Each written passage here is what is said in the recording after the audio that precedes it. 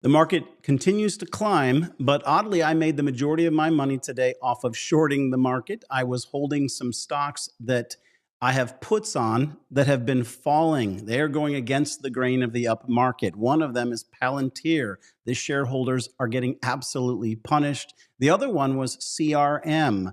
Palantir gave us altogether, from the time I alerted it in the Discord, it gave us a 310% profit as it's continued to flush.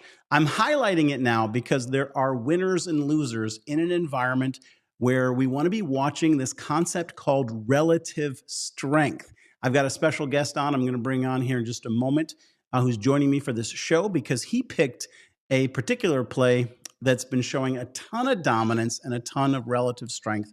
And it's ripped higher. It's got what looks to be almost like a God candle. It does lack some volume, which is the same thing that a lot of the up moves aren't giving us. We want to see price and volume both go up because when you see that, you get direction. But I'm going to bring him on. We're going to talk about where that particular stock can go, why he chose it.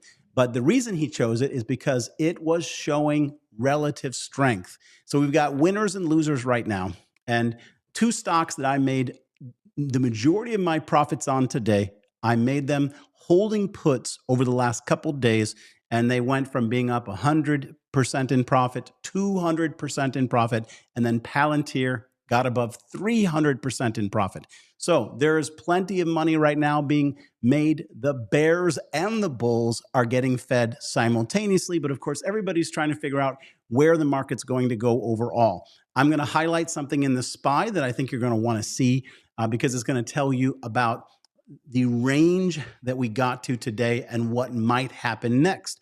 Even though that is going to appear a little bit bearish, and I'm going to be putting out these warnings about what we need to watch, it doesn't mean that the markets are going to go down and that we won't continue to melt up. But we look for something called confluence. The idea of confluence when you're charting on Wall Street is when you get everything in alignment, you know it's going to go real well for a long time. And I can tell you with 100% certainty that there is a lack of confluence between price, structure, momentum, and volume. We're getting a couple of those, but not all four of them. So welcome to Wall Street. This is the Stocks with Josh show. I appreciate you guys hitting the like for me. Drop a heart, say hi in the comments. Let me know what stock made you the most money. Was it an up move or a down move? Because both of them are printing right now, as I've mentioned. And I have to shout out a couple different plays in the Discord. Wayner, he showed a 25% increase on his